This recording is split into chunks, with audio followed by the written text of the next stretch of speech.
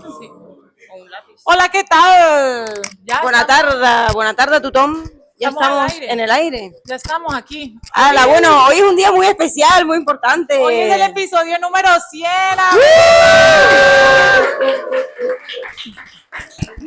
100 tertulias hablando acá como unas locas. Chicos, 100 tardes aquí son debatiendo. 100, o sea, dimensionen que son 100 jueves. O sea, 100 jueves durante 3 años hablando de filosofía, y a mí lo que me sorprende, y yo psicoanálisis. Sé que lo he dicho mucho, y psicoanálisis.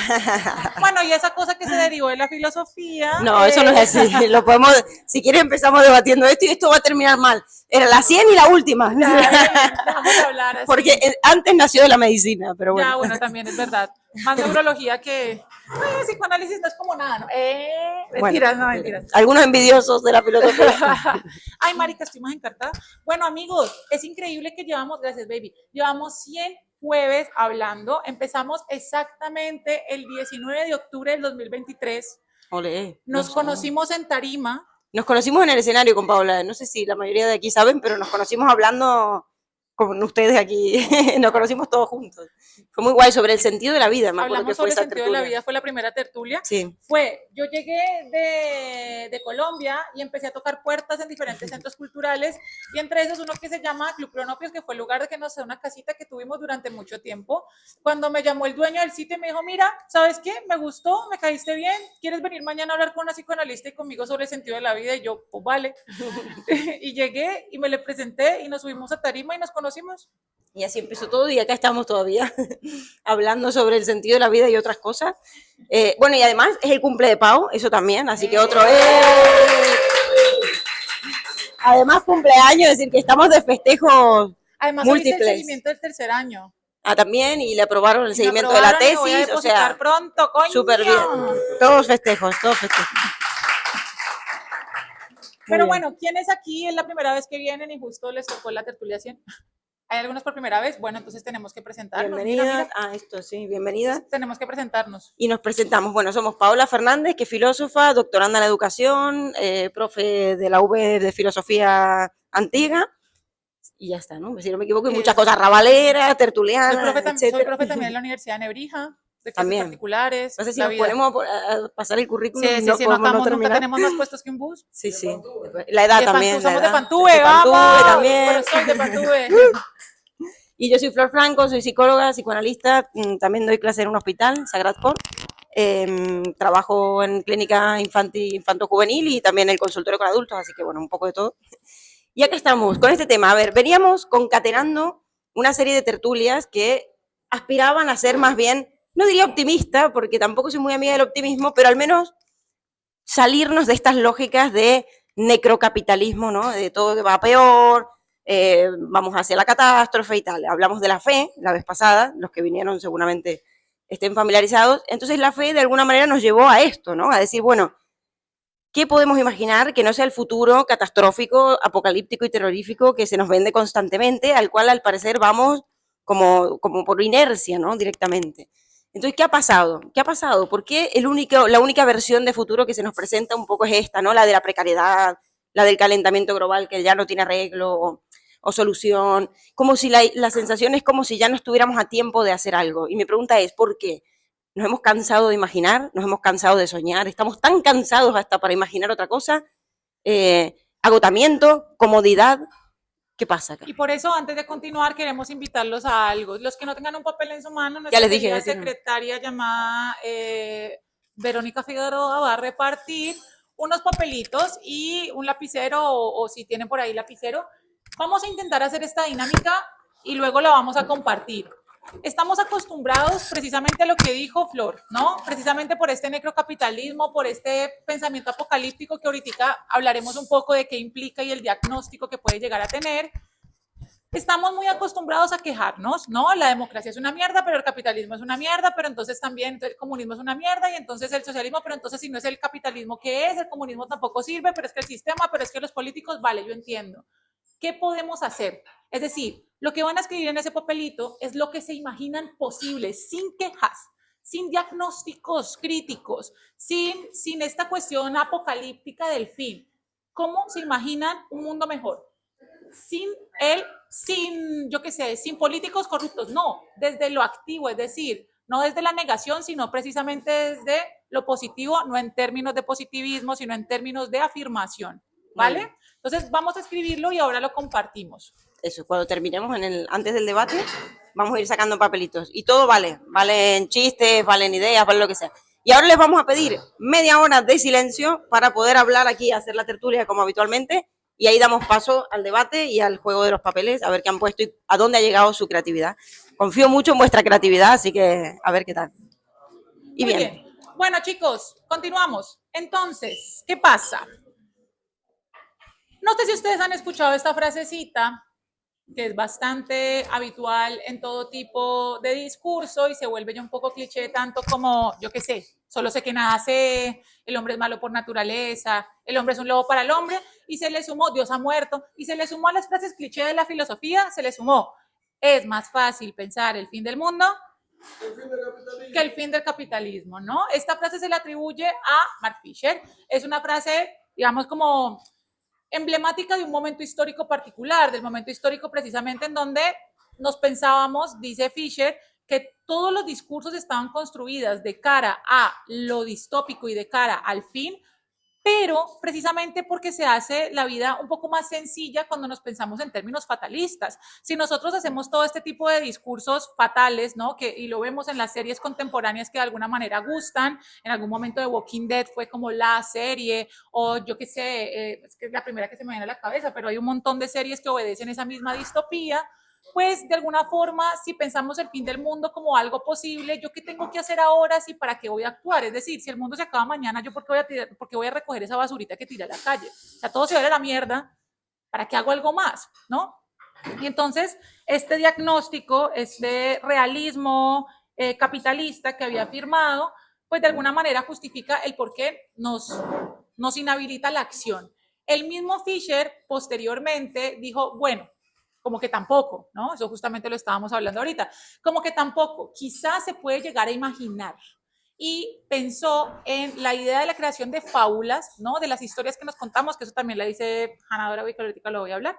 Pero bueno, como la creación de discursos diferentes y se puso a pensar en cómo funcionaban los 60s, cómo funcionaban los 70s, todo este espíritu de lucha que tenían estas décadas y por qué no podían llegar a pensarse. Justamente estábamos hablando que se puso a dictar, estaba dictando unos cursos de deseo postcapitalista, de cómo pensarse el deseo fuera de las dinámicas capitalistas, y bueno, luego se deprimió un poquito y se mató. Pero bueno, no nos quedemos con que se suicidó, quedémonos con que después de pensar que solamente como respuesta ante un mundo que está mediatizado por las dinámicas neoliberales, al comienzo pensó que no se podía pensar algo más allá de eso, pero luego trató de decir, vale, se puede pensar en tanto ha habido momentos históricos en los cuales nos hemos pensado discursos distintos, ¿no? En los cuales hemos pensado desde una deconstrucción de la realidad, nos hemos imaginado futuros posibles. O han llegado después de catástrofes bastante también terribles, ¿no? Como fue, bueno, como han sido varias guerras o varias catástrofes donde se han perdido muchas vidas, pero sí, no sería lo ideal llegar a ese punto para poder imaginar que algo puede cambiar, ¿no? Has dicho la palabra discurso y creo que tiene todo el sentido, es decir, el fin del capitalismo puede ocurrir sin el fin del mundo. A la vez será el fin de un cierto mundo, en el sentido de que es un cierto discurso. Es decir, el capitalismo, cuando hablamos del capitalismo a mí siempre me da gracia porque es como que criticamos, ¿no? El capitalismo como si fuera, no sé, un señor que va a venir con capa negra, o como si fuera Elon Musk, ¿no? Bueno, Elon Musk, Trump, no sé, Milei, los que quieran son buenos representantes, se podría decir, del capitalismo, pero el capitalismo es mucho más allá de eso. El capitalismo es un discurso, sobre todo, ¿no? Desde el psicoanálisis al menos lo vemos así. Y como discurso es una forma también de pensamiento, y como esa forma de pensamiento está de alguna manera internalizada, ¿no? Lo hemos integrado, es parte de nosotros, de nuestra vida cotidiana, de lo que hacemos, de nuestros valores, de cómo pensamos el mundo, de nuestro día a día, ¿no? Entonces, en ese sentido, yo creo que sí es posible pensar en un fin de este discurso, que será como una cierta forma de fin, de representarnos la experiencia, pero que pueda dar comienzo a otra cosa. Esto me recuerda un poco al apocalipsis, ¿no? La idea de apocalipsis se ha malentendido como algo negativo, ¿no? El libro del apocalipsis de la Biblia se lo entiende como el libro en el que se explica el fin del mundo. Y nada más lejos de eso, en realidad el Apocalipsis es un libro que escribió San Juan en el 95 después de Cristo. Apocalipsis significa revelación, Y lo que tiene este libro en realidad es que fue escrito en una época de exilio, en una época, bueno, donde había una persecución hacia el cristianismo muy grande, y era en realidad un llamado a la esperanza, un llamado a la fe, es decir, un llamado a un nuevo comienzo, a un sostener la fe aún en tiempos de destrucción y de caos. Por tanto, igual la idea del apocalipsis tampoco es tan mala, ¿no? O sea, la idea de apocalipsis igual es lo que permite también pensar un nuevo comienzo, y en ese sentido esperanzador es que yo intento pensar hoy esta tertulia del imaginar una posibilidad, ¿no? ¿Qué pasa? Que claro, hoy estamos muy ligados a un cierto goce, el goce de la queja, ¿no? Que no tiene nada que ver con la denuncia muchas veces. La queja nos lleva a un lugar muy pasivo, a un lugar en el cual simplemente hay un reclamo hacia un otro que haga lo que nosotros dejamos de hacer o no podemos hacer o nos vemos impotentes de hacer. Otra cosa es transformar la queja en denuncia. A veces también hay la denuncia sin obtener nada, bueno, a cambio, ¿no? Pero digamos que nos quedamos allí en ese lugar pasivo. El goce tiene esto, el goce del consumo, el goce de la queja, el goce de cualquier tipo de inercia que está allí. Imaginar ya nos supone y nos convoca a otro lugar, a un lugar más activo, a un lugar en el cual uno tiene que hacer un cierto trabajo, ¿no? La palabra imaginación viene de imago y es, digamos, representarse una escena mental, ¿no? Sería como el configurar una escena mental. Y una escena mental que en parte también tiene que ver con el deseo, es decir, las imágenes también eran las servidoras del sueño, como se decía en la etimología, y nos convocan a algo del deseo. Para imaginar tenemos que poner algo nuestro.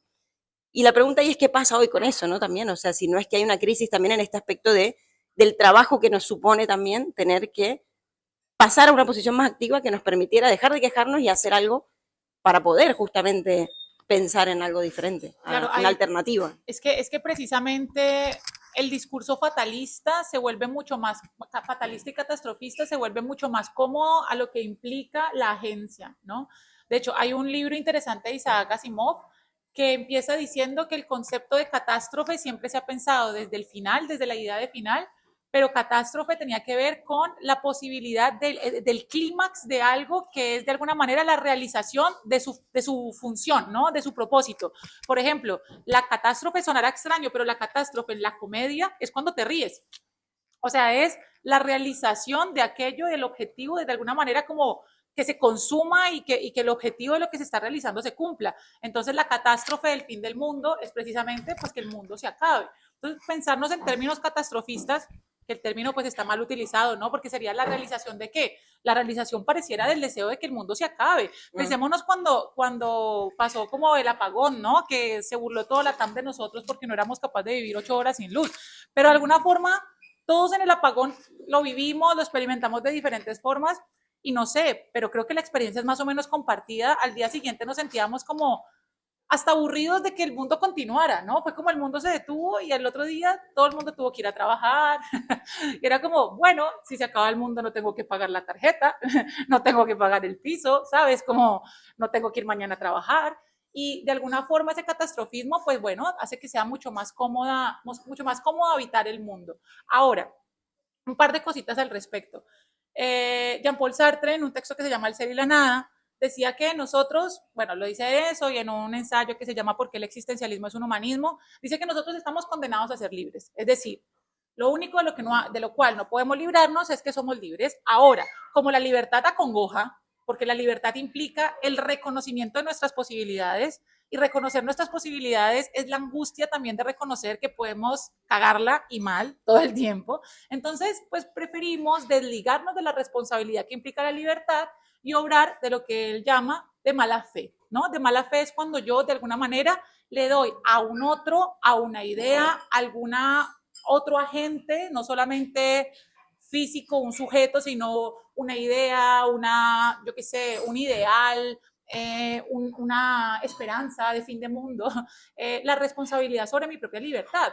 De alguna forma, el catastrofismo contemporáneo, digamos, como capitalista, ¿no? Esta idea inicial de Fisher, es más fácil imaginar el fin del mundo que el fin del capitalismo, nos libra de la necesidad de ser libres frente a las implicaciones que tiene un capitalismo neoliberal y lo complejo que ha sido frente a no solamente las dinámicas económicas, que es lo de menos realmente, sino las formas en que esta superestructura nos ha condicionado en las formas en las que nos relacionamos, en las que queremos a los otros, en las que hacemos sociedad. Entonces, de alguna forma, pensarse el fin del mundo es muy fácil. Lo complejo, precisamente, es imaginar. Justamente, imaginar, y aquí el trabajo que nos conllevaría realmente lograr un futuro diferente al que se supone que vamos como producto de una inercia. Porque de alguna manera hay algo que hay que hacer, que es una transvaloración de todos los valores, me pongo nichiana, pero es que es verdad. O sea, realmente una transvaloración de todos los valores. Es decir, porque hoy una persona de a pie, y esto lo podemos hacer cada uno, o sea, no los políticos, ¿no? Porque a mí no me gusta esta idea de dejar todo en manos de los políticos. O sea, de hecho yo ya después diré mi proyecto de futuro, porque lo he traído un poco para la gracia, pero bueno, entre broma y broma la verdad se asoma. Yo me imagino un futuro sin un presidente o sin alguien que tenga que comandar, y donde haya gente que deposite un voto cada 4 años y crea que con eso hace demasiado por su comunidad. O sea, yo me imagino como algo diferente, pero ¿cómo puede ser que hoy en día le demos más valor? No sé, o sí podamos invertir acciones, yo qué sé, en Apple, en Google o lo que sea, pero nos dé pereza o no, nos dé palo pagarle psicólogo al hijo, o pagar la educación, o que se vaya tanto dinero en educación, o que contraten más profesores. Esto tanto a nivel singular como a nivel estatal. Fíjense, estamos en unas semanas de mucha huelga vaga educativa, que llevan bastante tiempo en vaga. No hay recursos, es decir, para lo humano, para lo social, no hay recursos para la salud, no hay recursos para la educación, no hay recursos, bueno, los psicólogos que trabajamos en la pública también lo vemos, unas listas de espera de meses y meses y meses, atención que nunca llega, etcétera, ¿no? Pero para otras cosas sí hay dinero, ¿no? Hay dinero para el turismo de masas, para digitalización de las ciudades, etcétera, etcétera. Entonces, cuando digo transvaloración de todos los valores, me refiero un poco a eso, a qué le estamos dando valor. Es decir, es un replantearnos a qué le damos valor y en función de qué vamos a construir algo diferente. Y partiendo un poco de esa base, yo creo que en realidad, más que a un futuro apocalíptico o catastrófico, estamos yendo al futuro de siempre, es decir, al eterno retorno. Nuevamente me pongo nietzscheana, porque aparte me banco a Nietzsche. Es el eterno retorno. Esto se va a repetir una y otra vez hasta que nos cambiemos la estructura realmente. Es decir, el otro día nos pasó con Pau que fuimos a un karaoke y había montado una dictadura por unos chicos, guiris, que estaban poniendo música y solo ellos ponían música. Unos guiris montaron la dictadura en un espacio, o sea, fue como, ya, o sea, ya me gentrificaron, claro, lo que yo ya vine a habitar como migrante, ya siento mío, malditos guiris. Ella, y voy a decir sobre todo que fue Paola que luchó por nuestros derechos, sí, y logró. Hablé con el encargado y dije, ese estúpido está monopolizando el karaoke, guiri de mierda. ¿Y saben qué logramos? Que la dictadura fuera nuestra. Yo tomé el poder y monopolicé, pero soy una dictadura un poco más equitativa. Le preguntaba a la gente, súper dueña del sitio, ¿no? Le preguntaba a la Éramos gente. Éramos la dueña del bar directamente, chicos. Creo que nos concedieron la escritura del local. Sí, cambió, la dictadura cambió de bando, digamos, es decir, que cambió de una manera de ser a otra. Y así un poco yo leo que ha pasado en la historia de la humanidad, a grosso modo, con lo político, ¿no? Es decir, vamos pasando el poder de una mano a otra, pero en realidad la estructura patriarcal, jerárquica y vertical es siempre la misma. Y yo creo que lo que hay que cambiar si queremos algo diferente son las bases. Yo creo que también, sí creo que debe haber una transvaloración de los valores de base, pero también creo, voy a citar a mi autora fetiche, de hecho ella es la base de mi tesis doctoral, que es Hannah Arendt. Hannah Arendt dice, me toca hacer un poquitico de lore para poder entrar a este concepto que voy a explicar. Hannah Arendt dice que nosotros en la vida activa, en la forma en la que habitamos en la cotidianidad, tenemos 3 formas en las que habitamos la cotidianidad.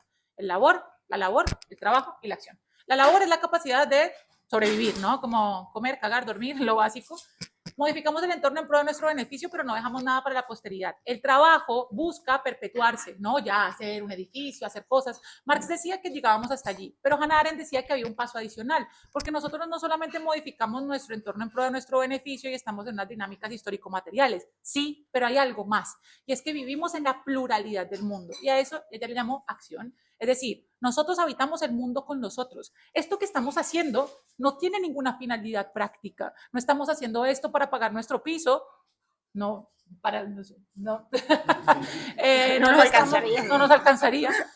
No estamos haciendo esto más que por el ejercicio mismo de encontrarnos con nosotros, pensarnos la realidad, nos llama la atención los temas que se exponen, nos gusta el espacio. Es algo que va más allá de una finalidad simplemente para perpetuarse. Es existir en la pluralidad con y en un mundo compartido. Ahora, ella lo que dice es que la pluralidad solamente se sostiene, la acción solamente se sostiene con la natalidad. Y ojo con esta palabra, natalidad no es una cuestión en términos arendtianos biológica, porque aquí van a decir, ay no, que los de derecha quieren que paramos hijos, que no tiene que ver con eso, tiene que ver con la posibilidad de crear. Cuando una persona nueva viene al mundo, ¿sí? Es nueva. y nosotros le heredamos un mundo viejo a una persona nueva que puede llegar a reestructurarlo. Ahora, más allá de una persona nueva en términos biológicos, si nosotros nos pensamos heredando un mundo viejo para crear algo nuevo, estamos actuando bajo esta premisa que Hannah Arendt llamaba natalidad. Es, palabras más, palabras menos, la posibilidad de crear. ¿Y cómo se crea? Naciendo. Naciendo aún cuando ella habla de una suerte de segundo nacimiento. Uno nace, pero vuelve a nacer cuando es capaz de crear, cuando es capaz precisamente de imaginar. De hecho, hablar de la educación como un escenario para la natalidad, más allá de porque obviamente le damos el mundo viejo a los nuevos, no solamente en su natalidad, sino nuevos en el mundo, sino además como la posibilidad de pensarse e imaginarse mundos distintos con los otros. Entonces, volviendo aquí a lo que planteabas, o sea, yo entiendo obviamente que estemos con un descontento colectivo, entendiendo que vemos que el mundo se viene abajo. O sea, en Colombia, hoy estoy hablando de Colombia, en Latam hay un ascenso de la ultraderecha con toda, Colombia lo está viviendo actualmente, el mundo entero lo está viviendo, y nos parece como irrisorio lo que se está presentando, y de alguna forma lo que queda parece eso, ¿no? Como no voy a hacer nada, no me voy a movilizar, lo social que tiene sentido, pues que el mundo... No, pero yo no dije eso. No, pero en general como Yo decir, dije cambiar la estructura, no hacer nada. ya, pero les digo como hacer implica hacer, ¿no? Hacer con lo viejo, o sea, lo interesante del concepto de natalidad es que no es solamente ser creativo y ya, no es solamente una transvaloración de los valores nietzscheana, va todavía más allá, es con lo viejo, porque yo no puedo simplemente transvalorar, con lo viejo, con el mundo heredado, hacer algo nuevo, con las, por ejemplo, en la democracia, con las políticas públicas de mierda, intentar hacer algo diferente. Es como resignificar. Yo estoy de acuerdo. No es, ya pasamos la época de la deconstrucción, ¿no? De construcción del género, de construcción de las ciertas instituciones, de construcción de la arquitectura, de construcción, no sé, de la gastronomía. Pero es verdad que ahora ya no nos podemos quedar en la nada, sino que se trata más bien de resignificar los valores de la religión, resignificar las instituciones, resignificar nuestras relaciones, o sea, resignificar la pareja, resignificar el amor romántico, resignificar la amistad. Bueno, en fin, muchas cosas que resignificar, evidentemente partiendo de esa base de la que venimos, no eliminándola, porque, ojo, y ahí es lo que ha pasado siempre.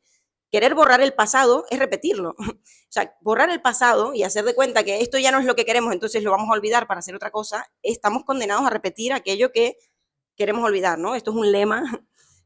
Bueno, lo que no se elabora se repite, en psicoanálisis como una frase Walter Benjamin misa. también lo hablaba bastante. Entonces no se trata de eso, ¿no? No se trata de negar el pasado, se trata de analizarlo, ver con qué nos queremos quedar y seguir hacia adelante. Y coincido muchísimo con lo que decías de esta cuestión de la natalidad, ¿no? De la creatividad. Yo decía, si yo imaginara un mundo, un futuro, digamos, más acorde a lo que me gustaría, sería un futuro en el cual los adultos no nos hubiésemos nunca olvidado de jugar. O sea, de la cualidad del juego. La cualidad del juego es una capacidad que, bueno, los niños tienen, que ni siquiera es una capacidad, estoy explicándolo muy mal, muy malamente. Para el niño el juego no es una actividad en la cual obtenga solamente un disfrute y ya está, ¿no? Ni siquiera una descarga tampoco y ya está. Para el niño el juego es la manera que tiene de representarse el mundo, de entrar en el mundo, de representarse en el mundo y representarse el mundo, y a la vez de construirse como sujeto. Es decir, es muchas cosas el juego para el niño. Además, hay un disfrute, ¿no? Freud decía que ninguna persona puede renunciar a un placer que ha conocido. Entonces, ¿qué pasa con ese disfrute que obtenemos en el juego cuando somos adultos? Y Freud dice, bueno, el fantaseo, ¿no? Recurrimos a nuestras fantasías y fantaseamos todo el tiempo, soñamos y tal. Bueno, hoy igual nos hemos olvidado un poco de soñar, como no me acuerdo quién lo dijo, pero un poco hay algo de eso.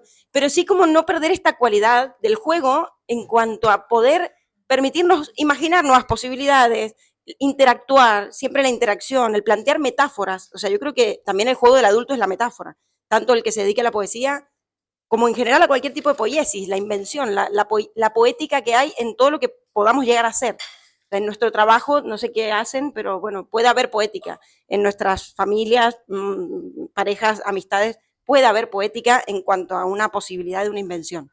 Sí, yo creo, y hay dos cosas, y si quieren podemos empezar a ver cómo nos imaginamos mundos. Ahí mencionaste la capacidad de jugar, me parece una cosa preciosa. Nietzsche, en uno de sus textos más conocidos, que es el Zaratustra, tiene un capítulo que se llama Las tres transformaciones del espíritu, donde dice que nosotros, no dice explícitamente la palabra superhombre, pero no dice que es para convertirse, deduce que es para convertirse en superhombre, tiene que pasar por 3 transformaciones. Primero somos camello, luego somos león y luego somos niños. Camello soporta el tú debe, ¿no? Soporta las cargas. Un camello carga, es el que debe soportar, ¿no? De hecho, se puede equiparar con el momento de la vida en donde teníamos que estar sometidos bajo el yugo de nuestros padres, que teníamos que cumplir con lo que nos decían. Luego pasamos a ser león, nos cansamos, ¿no? La adolescencia, nos cansamos y ya pasamos del tú, debo al yo, de tú debes al yo quiero. Yo quiero romper las cadenas, pero romper las cadenas ya establecidas sin pensarse algo nuevo, simplemente es ir en contra.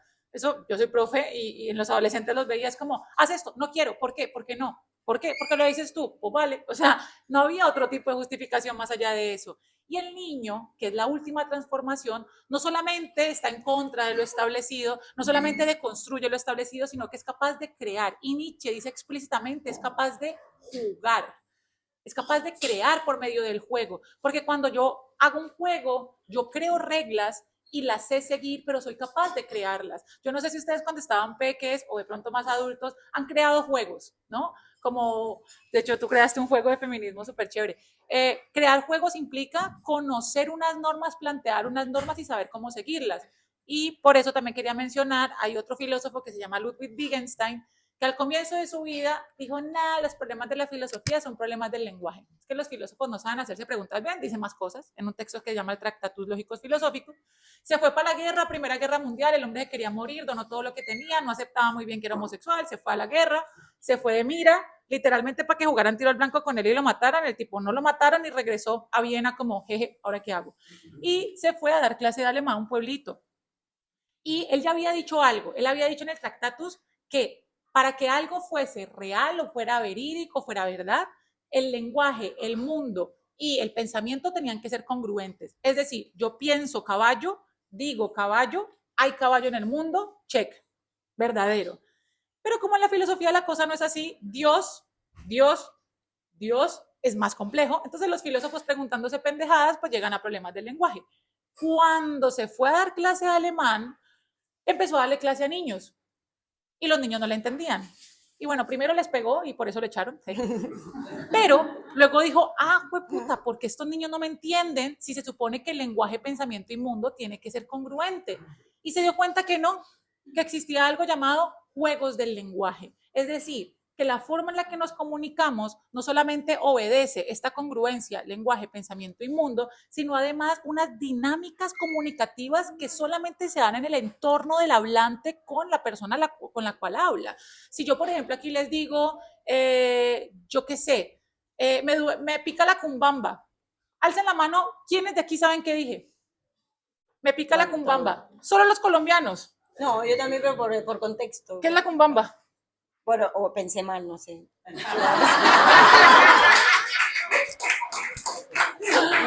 La cumbamba es el mentón. Ah, mira, qué bien este equívoco, ¿no? Ya. Los juegos del lenguaje. ¿Has visto? Ahí entendieron los juegos del lenguaje de Ludwig Wittgenstein. Entonces, claro, ser capaz de jugar, te pusiste re roja. Ser capaz de jugar es ser capaz de crear contextos comunicativos para crear mundo con el otro. Ya aquí todos se van a su casa sabiendo que la palabra cumbamba, que suena bien como huevale, significa en Colombia mentón. Yo me acuerdo que yo le dije a mi novio, eso lindo, me salió un granito en la cumbamba, y el cumbamba. Y yo, ¿qué te suena? Como a género musical, cumbamba. Y yo, no, es el mentón. Pero bueno, todo para decir que cuando jugamos, creamos contextos en los cuales podemos hacer mundo con el otro. Cuando jugamos, creamos. Y ensayar nuevos destinos, como decía Sábato también. En el juego también, como en la escritura, ¿no? Que es un juego también de lenguaje, de hecho, uno puede ensayar nuevos destinos, jugar, juegos de roles, ¿no? Los juegos de roles, también lo hablamos con Gerard el otro día, sirven para, bueno, imaginar, probar distintas situaciones. ¿Quién sería yo si fuese diferente, si fuese otro? Ponerte en el lugar de otro, en la piel de otro. Bueno, todo eso ayuda un montón. Yo, para resumir, yo propongo 2 cosas, una y 3, la tercera que es la para la broma. O el futuro será femenino o no será, y digo femenino y no feminista, ya diré por qué, aunque también feminista, por supuesto, esto ya se ha dicho, pero femenino o no será, y el futuro será poético o no será. Es decir, mi propuesta de futuro tiene un poco que ver con una cierta poiesis, en el sentido de invención, que es lo que hemos dicho ahora, donde haya realmente, bueno, una posibilidad de imaginar alternativas habiendo desertado quizá, como dice Bifo, a la idea de futuro que tenemos hoy en día, y femenino en el sentido de las posiciones de la sexuación de Lacan, que entiendo que sería muy complicado explicarlo acá, pero quédense con la idea de una pluralidad, que lo hablaste más temprano con Hannah Arendt, de un futuro más plural, un futuro donde no se rija por la lógica fálica, que es la lógica masculina del al menos uno, digamos, según la lógica aristotélica, al menos uno queda fuera del conjunto, al menos uno no está castrado, al menos uno está exento de cumplir la ley, como podría ser el patriarca, el rey, yo qué sé, el cacique, el macho. Siempre hubo uno que podía gozar de todas las mujeres, gozar de todo, tener patrimonio, acumular riqueza. A ese se le permitía todo. Supongamos el rey, por poner un ejemplo. Bueno, no sé, aquí no sé si se puede decir esto, pero o a alguien así, un cacique. Un uno que concentra todo el poder. Bueno, la lógica femenina sería lo opuesto y sería la lógica del uno por uno. No del al menos uno, sino del uno por uno. Es decir, cada uno tenido en cuenta su singularidad. Entonces ya no hay competición, no hay competitividad posible. Es una lógica más horizontal, es una lógica que no hace conjunto porque cada una es un conjunto en sí misma. Bueno, un poco, yo me lo imagino por ahí, estaría buenísimo darle más vueltas. Pero... Y el tercero es que propongo fundar la nueva Ibiza. La nueva Ibiza.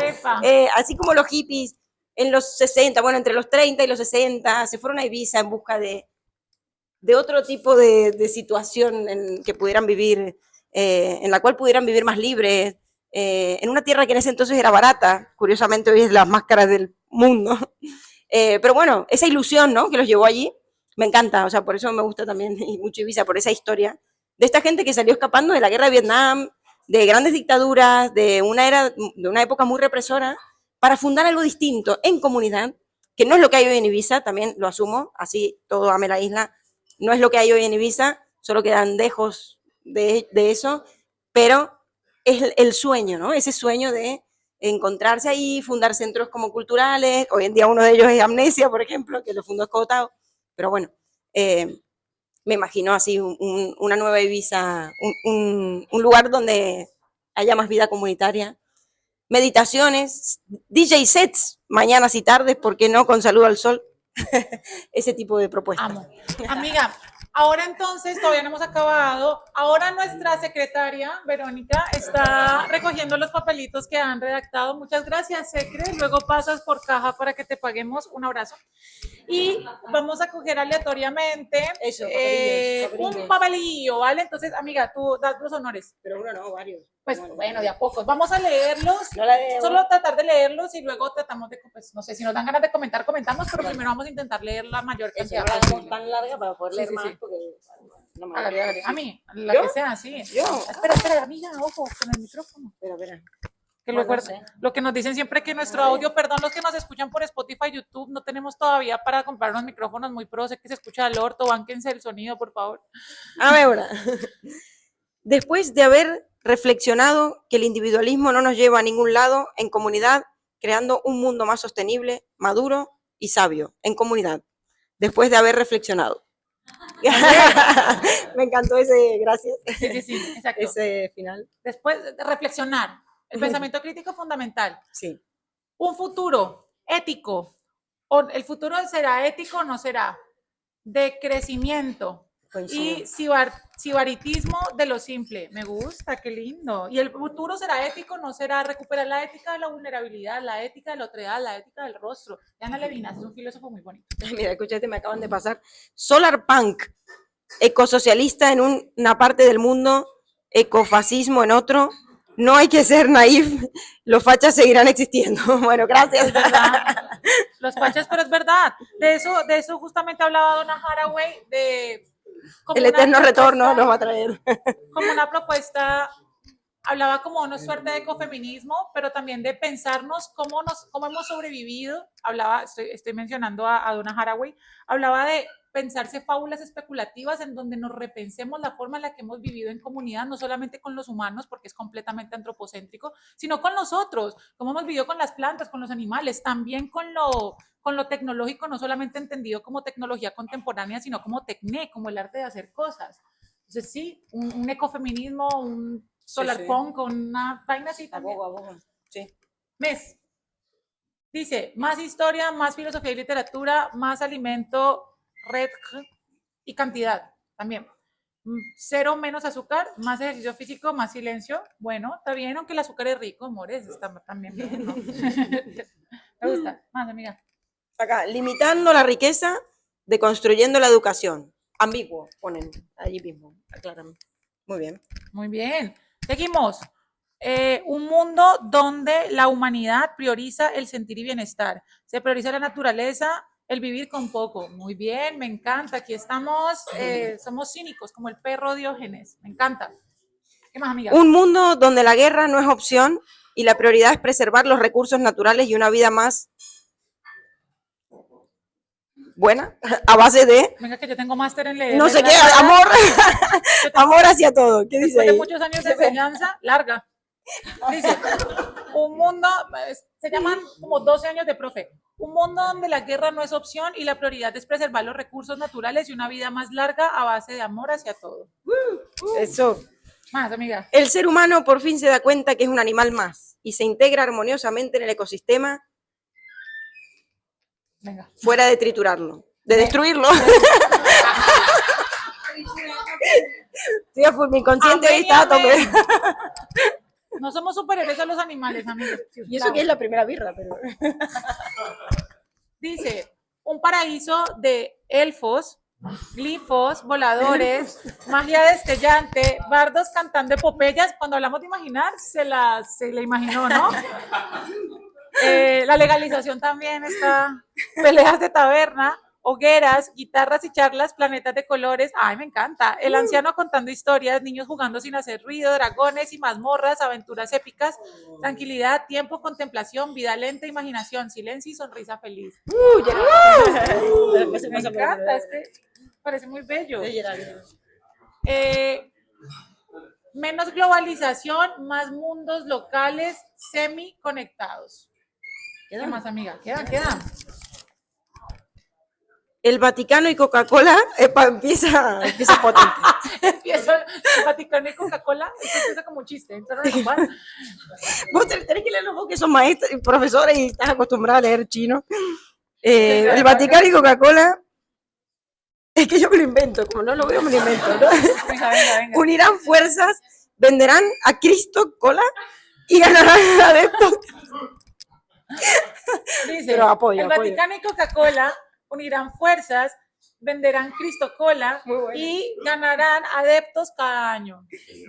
Cristo Cola. Sí, es Cristo Cola y puso el simbolito de Coca-Cola de la cosita así que es como... ¿Qué creen que vino a hacer el Papa ayer? Estaban vendiendo Cristo Cola. Están vendiendo Cristo Cola. Vivir en comunidad, ¡vamos! ¿Qué más, amiga? A ver, se lo volaron mucho, Cristo a todo. Un futuro sin imposición de pensamiento. Bien. ¡Vamos! Dice, un futuro distópico a lo Blade Runner. Bueno, también, Bien, también. Ojito. El futuro de Akira. También. Es lo mismo que he dicho. Ahora lo explica. Ah, ya lo había leído. Bueno. Y un mundo mejor es un mundo donde todos nos reconocemos con respeto y con humildad. ¡Vamos! Y creo que eso ya son todos, ¿no? Amigos, y ahora antes- debatimos. Antes de finalizar nuestra intervención, así como habitual, muchas gracias por Sí. 100 tertulias. Se me va a empezar a cortar la voz. Ustedes no saben la vida que nos han dado. Aquí hemos hecho amigos maravillosos. Para mí, se nos han hecho nuestra familia. Para mí, esto le daba sentido a mi vida cuando llegué y no trabajaba como docente, sino que trabajaba en un montón de cosas más. Si no hubiese tenido las tertulias, me enloquecía. Y de verdad no sé, le dan mucho sentido a nuestro hacer. Al final, mira, le dan sentido a nuestra vida, que fue nuestra primera tertulia, ¿no? ¿Cuál es el sentido de la vida? La comunidad, la oración y la amistad.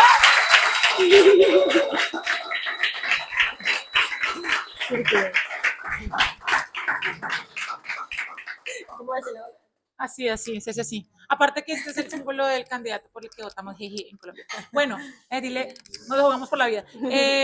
Bueno, amores, ¿quién quiere intervenir? Tenemos más tiempito esta vez. Clau. Espere, usted sabe cómo es la cosa.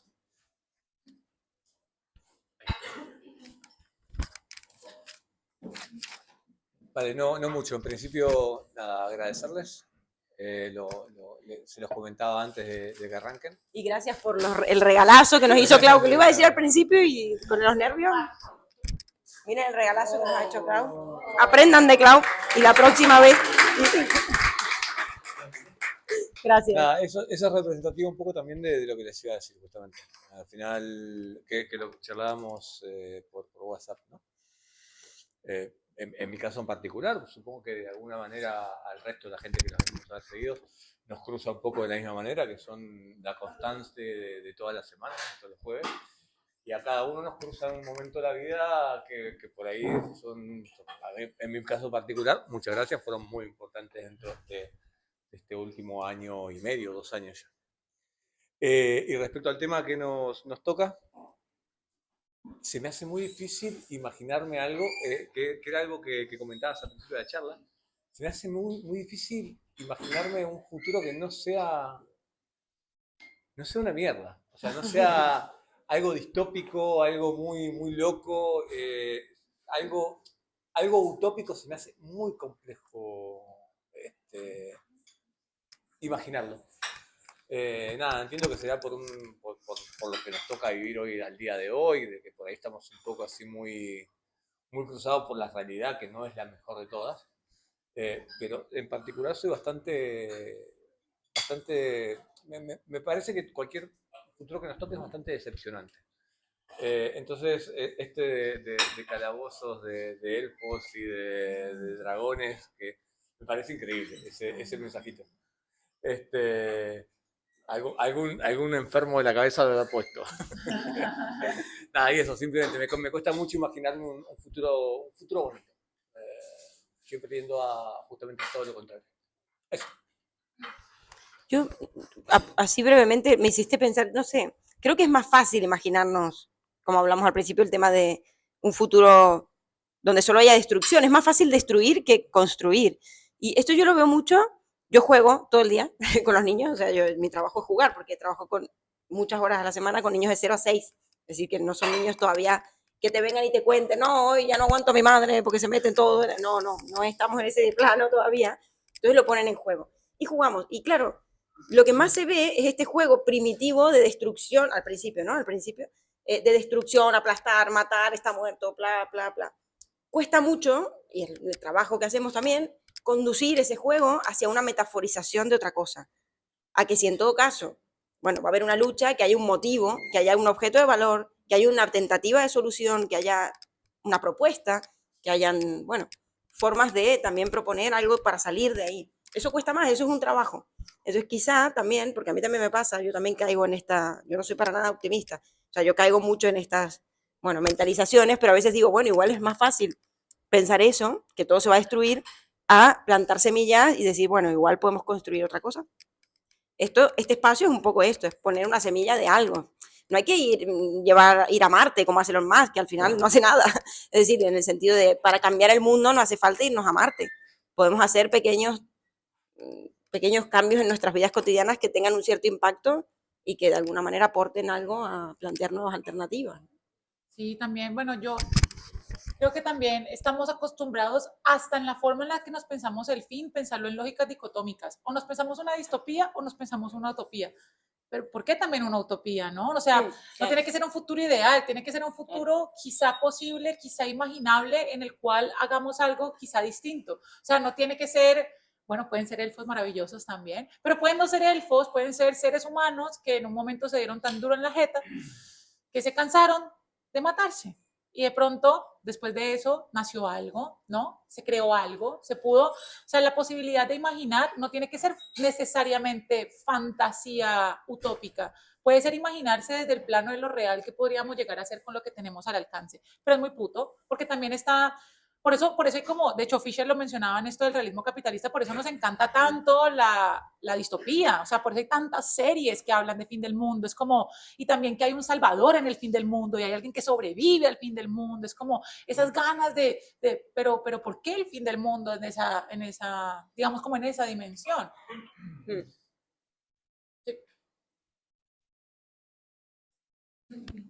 Iba a esperar si alguien hablaba. Vale. Es mi primera vez en las Arrabaleras. Que sea la primera de muchas. Gracias. En mi caso, gracias a, no lo pondría como utopía, pero sí pensar esos mundos posibles diferentes es como parte esencial de mi vida. Si no fuera así, no fuera militante y no creyera en tantas causas por las que trabajo. Entonces, estaba pensando en aterrizar eso con lo que acababas de decir, de que hay cosas que suceden que ya pasan, ya suceden. Y entonces por eso no es como una utopía, sino que cuando conoces esos casos que pasan, crees, sí, como que hay esperanza. Entonces, por ejemplo, cuando trajiste lo de Ibiza, pensaba que cuando fui a México, yo soy de Colombia, fui a estudiar 2 años a México. Estuvimos en un caracol zapatista. Y yo me acuerdo que yo había leído mucho desde pequeñita. A mí me leían cuentos de esos en la casa. Entonces, cuando yo fui, tenía como mucha ilusión de este lugar que iba a encontrar, que en los libros sonaba muy maravilloso. Y lo interesante es que fue muy maravilloso. Encontré cosas que no me gustaban, pero todas las que no me gustaban tenían que ver con la lucha que ellos tenían con el Estado.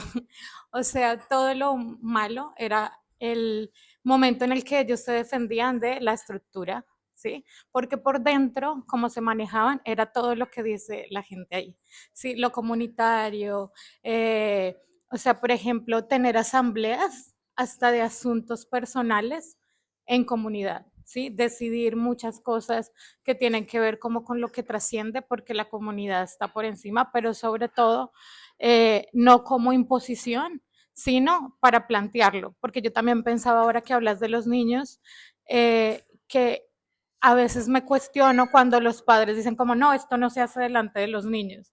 Y bueno, o sea, hay cosas que son para grandes, pero me refiero como cosas que yo digo, ¿y por qué no? ¿Sí? ¿Por qué no? ¿Qué es eso que estás haciendo? ¿Por qué no lo puedes hacer delante de un niño? Si no se lo puedes explicar, ya es como cuestionable. Entonces pensaba un poco ya como acá y es lo que me ha sumado en mi proceso personal y es también pensar en la decolonialidad, ¿sí? Porque no tenemos que ir a Ibiza donde la gente está, pues los mismos que inventaron esa estructura están intentando defenderse de la estructura, cuando nosotros venimos de territorios donde ya hacen esto, hace mucho tiempo, antes de que llegaran con esto. Y es una discusión que también he tenido, por ejemplo, con el anarquismo. Y es como de nuestros territorios donde venimos no conocen la anarquía, porque ellos no necesitaban la anarquía porque no había esta figura del Estado, ¿sabes? O sea, como que todo esto se creó para hacerle frente a todo lo que crearon también. Entonces, no sé, yo quisiera aportar un poco que lo que es muy importante, y también lo decían por ahí, de la historia y de eso, como volver también a reconocer eso que somos, de dónde venimos y cómo nos puede dar más herramientas que a veces seguir viendo como hacia la modernidad, el progreso y ese futuro. Amén, hermana. Me encanta que hayas mencionado las lógicas de coloniales, que aquí estamos tan colonizadas que nunca lo mencionamos realmente. Y es que, y lo acepto desde una autocrítica constante, porque mis autores y mis lógicas han sido completamente coloniales en la academia. Y es porque nosotros nos pensamos siempre cómo vamos a tumbar el sistema, pensando en la idea de sistema que heredamos de la maldita conquista española. O sea, no entendemos que habían formas diferentes de habitar la realidad. Solamente quiero hacer una pequeña acotación de esta mujer que sí, lo voy a hacer.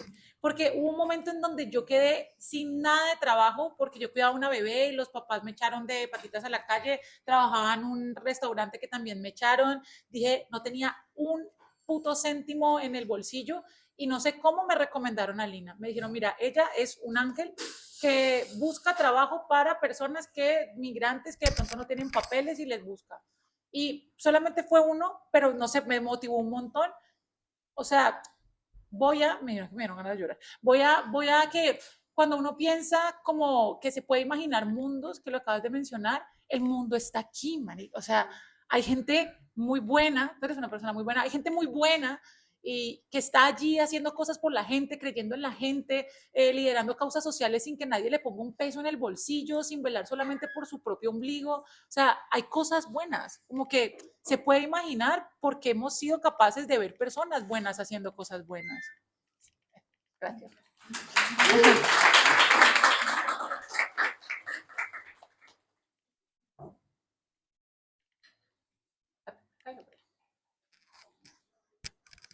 Gracias. Nada, yo quería simplemente decir que, como que pensando en lo que decía, no sé cuál es tu nombre, pero de que es difícil como imaginarse un mundo mejor y tal. Yo creo que parte de esa dificultad es que hay muchos mundos, entonces como que imaginarse solo uno es un problema, porque podemos ser muy contradictorios todos entre nosotros. Yo creo que eso es uno de los problemas, pues, como de cómo nos imaginamos el mundo. Y por eso yo puse lo de la globalización, porque para mí la globalización simplemente ha tratado como de uniformizar todos los modos de pensamiento a unos solos, que son, también tienen que ver con la colonización y todo eso, o con los pensamientos coloniales. Entonces, como que al final, si uno separa los mundos en pequeños mundos que no tienen que estar aislados, pero simplemente respetando las formas más individuales, sin que sean individuales, sino las formas de colectivos más pequeños, simplemente como son. Yo creo que es más fácil imaginarse muchos mundos mejores que un solo mundo perfecto. Me encanta. Amén. Yo no sé. Esto. Agree por 2. Sí, sí. Pame, que por aquí había levantado la mano. Estoy completamente de acuerdo. También hay un filósofo, yo aquí tras bambalinas, que se llama Leibniz, que hablaba de los mundos posibles y composibles. Y él decía que este es el mejor de los mundos posibles. En términos matemáticos, era un optimismo metafísico. O sea, tenemos los ojos donde los tenemos, pues porque los tuviéramos en el culo sería complejo sobrevivir. Es verdad, hay un optimismo metafísico ahí, pero también hablaba de la posibilidad de la existencia de mundos. Es decir, si estamos en este es porque se ha adecuado de tal forma que podemos vivir en él, pero no significa que no exista la posibilidad de crear otros. Y que los hay, es decir, ya existen otros mundos, no hay que crearlos, ya están. Cuando hablamos del mundo hegemónico, como esto me resuena mucho a Walter Benjamin, ¿no? Cuando habla de la historia, como aquella que niega las historias, la historia de cada uno, la historia, es decir, la historia universal es la historia de los vencedores, y es una versión de esa historia. Entonces, con el mundo pasa lo mismo. El mundo, la realidad, es una versión de la realidad, pero estamos en realidad rodeados de cada uno de nosotros. Es un mundo, eso que se suele decir, pero en realidad tiene mucho sentido. O todos esos otros mundos están en el nuestro, como decía Dalí. Sí, sí. Lío, si quieres. Alex. Alex. Bueno. Bueno, primeramente daros la enhorabuena por las 100 tertulias. Ya sabéis que soy muy fan vuestro y he tenido la suerte de participar en aproximadamente un 20% de vuestros encuentros. Entonces, bueno, lo que quisiera compartir hoy con vosotros en esta conversación tan relevante, considero, y tú lo has dicho, Paula, sobre que las cosas no tienen por qué ser necesariamente utópicas o distópicas, pueden tener un término medio, que suelen ser lo más habitual que suceda, ¿no? Entonces, en ese término medio, lógicamente a mí me gustaría pensar en una utopía. Es probable que la distopía sea lo más fácil que suceda, puesto que la fuerza de gravedad es hacia abajo y no hacia arriba, ¿no? Pero, tendiendo hacia el término medio, pienso que el único camino posible es el camino en el que mencionabais cómo sería el mundo posible. Pues yo creo que el único mundo posible es que sea ético o que no podrá ser de otra manera. Básicamente porque el sentido ético, un mundo ético, consiste en el sentido de lo común, que verdaderamente apela al sentido común. El sentido común no es otra cosa que el sentido de lo común. Y yo en ese sentido de lo común creo que el camino que tendremos que recorrer será el camino del decrecimiento, que esto puede parecer un término un poco raro, puesto que cómo se puede decrecer, ¿no? En un mundo en el que estamos tan acelerados, ¿no? Pero yo creo que no es una actitud que tengamos que adoptar, va a ser prácticamente una necesidad a la que nos vamos a ver abocados, puesto que es totalmente fuera del sentido común imaginarnos que en un planeta finito podamos seguir creciendo infinitamente. Entonces, si somos conscientes de ello, apelando a ese sentido común, entenderemos que por primera vez nos encontramos en una aldea global, que es la aldea de esta civilización que ya no consiste en un imperio persa, romano, griego, que todos ellos se desfondan.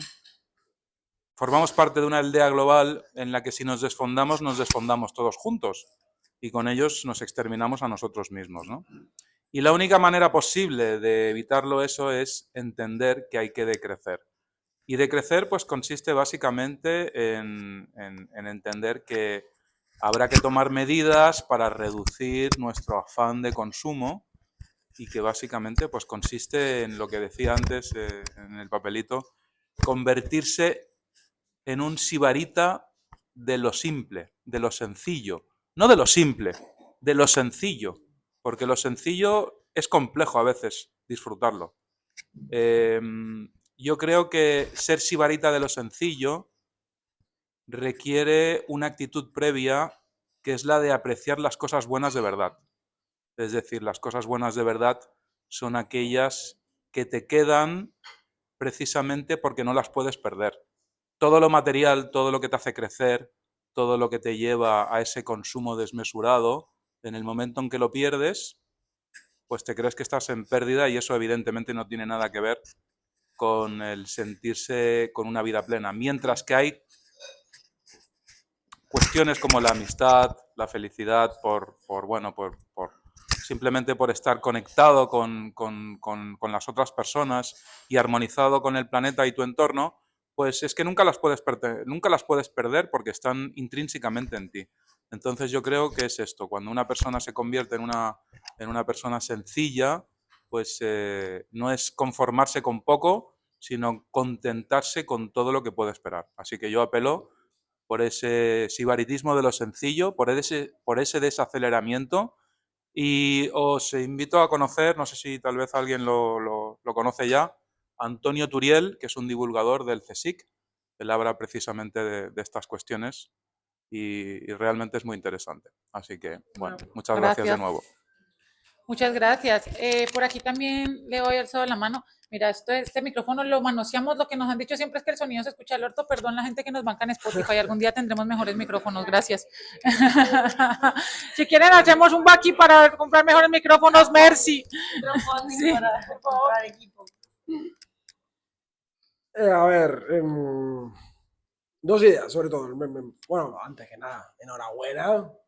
Qué guay, también nos llevo siguiendo desde hace un montón de tiempo y me encanta veros cada vez más gigantes haciendo cosas tan increíbles, ¿no?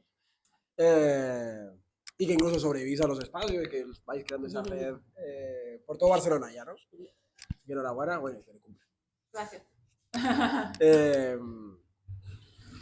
El tema de la imaginación me parece un temazo increíble. Creo que el sentido general es que estamos un poco metidos ahí, ¿no? Estamos hablando un montón del tema de la imaginación, tanto que hasta Butler vino al CCSB a hablar sobre el tema de la imaginación hace nada. Creo que el tema de la imaginación, sin embargo, es fácilmente que se vuelva un poco cliché de perdedores, ¿no? De perdedoras, no nos queda nada por cambiar, siempre nos quedará la imaginación, nunca nos quitarán la imaginación, ¿no? Para poder salir de este bloqueo creo que se podrían aportar algunas cosas. Primero, complementarla con otro tipo de elementos. Yo estoy investigando mucho sobre, estoy muy metido en el tema del enfoque afectivo, Lauren Berlán, Sarah Ahmed y tal, y me permite complementar el tema de la imaginación perfectamente con el tema de las emociones, sobre todo por una cuestión. No sé si es algo generalizado, pero actualmente siento como que hay un momento histórico pues, similar al pre-15M, ¿no? Vuelven las huelgas, vuelven las manifestaciones masivas, vuelven los disturbios, hay un descontento general, hay una rabia que está ahí empezando a hervir, ¿no? Y sin embargo, surgen candidaturas como la de Rufián o pensamos en candidaturas unitarias de izquierdas y yo le decía a mis colegas, yo es que no me siento preparado emocionalmente para confiar. Si vuelve a pasar el 15M y vuelve a darse lo mismo que pasó después del 15M, a mí no me cuesta imaginar, puedo imaginar, a mí lo que me cuesta es confiar. No puedo confiar en una política distinta, ¿no? Y creo que eso se debe a unas cuestiones relacionadas con las infraestructuras de la imaginación. La imaginación nunca se da en abstracto, la imaginación se da en un cuerpo que puede imaginar, pero necesita a veces unas infraestructuras materiales, simbólicas, sociales adecuadas para ello, ¿no? Y creo que a veces la reflexión debería quizás llevarnos a cuáles son las infraestructuras que subyacen a la imaginación. ¿Qué nos permite imaginar mejor y qué no? Porque estamos todas desde hace ya unos años imaginando utopías, solarpunk, todas tenemos ese sueño de irnos con nuestras amigas a una masía en las afueras de Barcelona para escaparnos de esta mierda de ciudad, ¿no? y tenemos esta utopía como una utopía un poco escapista. La imaginación incluso está siendo un poco escapista, ¿no? El pensamiento utópico puede ser un poco escapista. Los movimientos sociales, pues al final tenemos que lidiar con lo que existe, eso es mucho más amargo y mucho más remar en miel, ¿no? Por eso que creo que es importante también incidir un poco en las infraestructuras que hay detrás de esa imaginación. Y en eso sí que me gusta mucho el concepto feminista del suelo pegajoso, frente al techo de cristal, donde las mujeres no pueden ascender en cierta trayectoria laboral porque se encuentran en un techo de cristal determinado. En los 90, no me acuerdo el nombre de la feminista, pero desarrolló el concepto del suelo pegajoso, por el cual no solamente se topan con un techo de cristal, es que a veces ni siquiera puedes despegarte del suelo, porque tenés doble jornadas laborales, directamente te expulsan o no te contratan por ser mujer. El suelo pegajoso me parece una imagen muy bonita para pensar cómo a veces nos lastramos y la imaginación puede tener un suelo pegajoso. Y ahí nos lleva un poco a cuestiones más estructurales de tipo capitalismo. No hay imaginación posible sin tiempo, que es lo que dice Juan Evaristo Valls ahora con el homo o el derecho a las cosas bellas, ¿no? No hay imaginación si no tenemos tiempo, si no tenemos la capacidad de parar, la capacidad de descansar y la capacidad de tomarnos un respiro. Y desde luego tampoco creo que haya imaginación posible si no desbloqueamos la emoción. Y creo que para eso tenemos que, desde luego, primero, rendir cuentas. Tenemos una herida abierta de las izquierdas increíble. Todos los procesos fraticidas y sororicidas dentro de las izquierdas alternativas, la nueva política, los ayuntamientos del cambio, las puñaladas que nos hemos metido entre todas las candidaturas políticas alternativas, no están. La captación y el robo y la capitalización de los movimientos sociales por parte del PSOE tampoco no hay rendimiento de cuentas de ningún tipo, y ahora estamos en un momento en el que queremos intentar imaginar, pero no confiamos.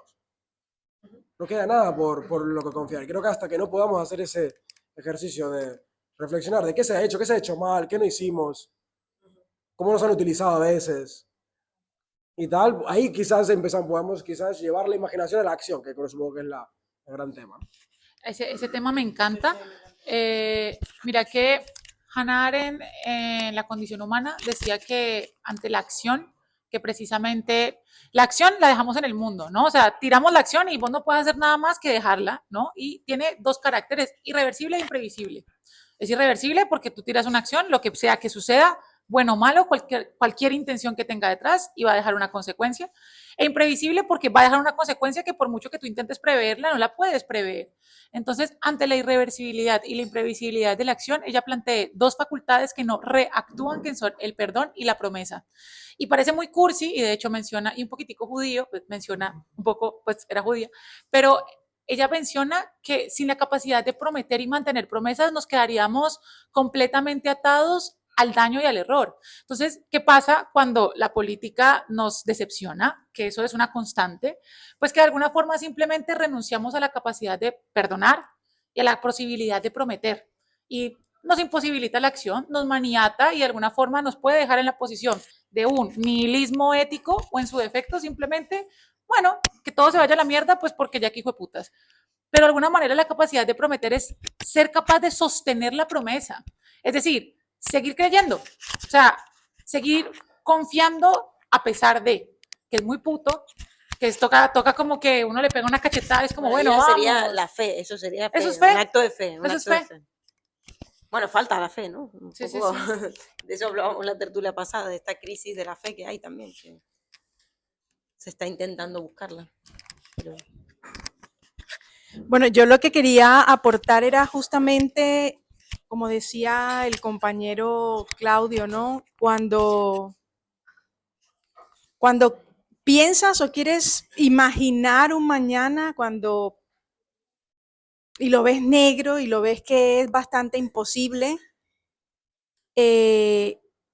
entonces haces cosas, te mueves y decides ir a una tertulia unos jueves con dos chicas que hablan de filosofía y la otra habla de psicoanálisis, y entonces te das cuenta que aunque pienses que este mundo está loco y que se va a la mierda cada día y que de verdad no hay nada que hacer, de pronto encuentras lugares como este, en el que hace muchos meses nos vemos cada 15 días y empiezas a sentir que mierda, se va la mierda, pero que algunos pensamos un poquito parecidos y intentaremos hacer algo para no irnos a la mierda.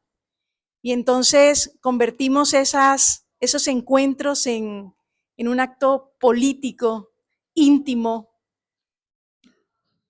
y hacemos espacio y va creciendo hasta convertirse en lo que hacemos, y de pronto, meses o casi un año después, ya no siento tanto que la vida sea una mierda.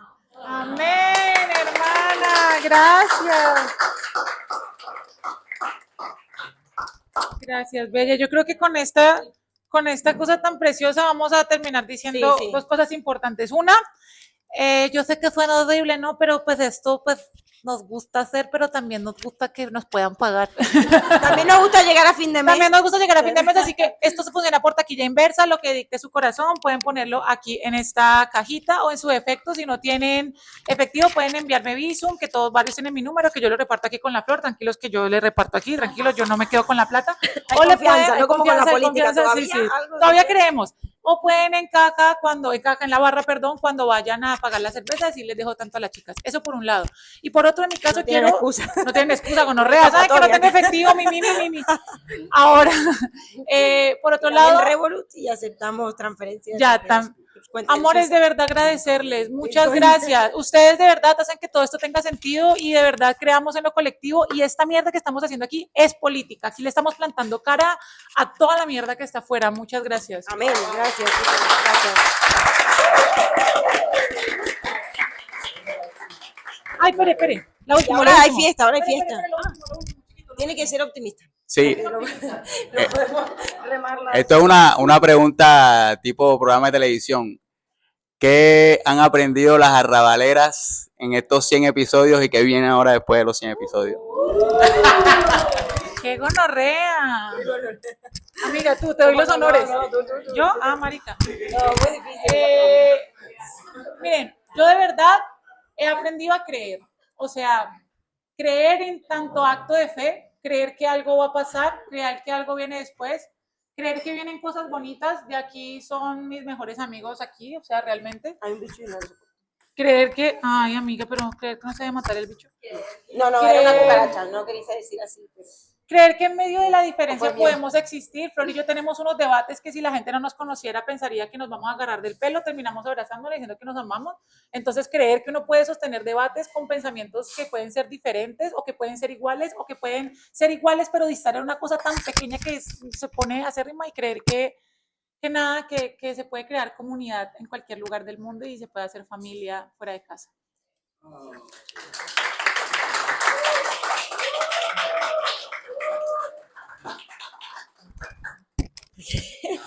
Yo tengo una muralla con mis afectos, entonces no los dejo salir. Entonces ahora tengo una lucha entre que... Pero no los voy a dejar salir. No, pero sí que voy a decir que, bueno, he aprendido a, bueno, no solamente de amistad, o sea, porque realmente se ha generado una comunidad espectacular y que también me ha ayudado a mí a sobrevivir a momentos difíciles. Y he recuperado la fe, sí, la fe, yo diría la fe en la comunidad, la fe en que todavía hay gente con la que se puede construir algo, y la fe en la oración. Me vuelvo cristiana. La fe en la palabra, la fe en la palabra, en el diálogo, en la interacción, en poder comunicarnos, la fe también en poder pensar juntos, aún pensando muy diferente, y en estar de acuerdo, en no estar de acuerdo. Entonces, en ese sentido, es un gran aprendizaje a diario, siempre. Más que lo teórico, creo que lo trascendental va por ahí. Así que gracias por todo. Gracias, chicos.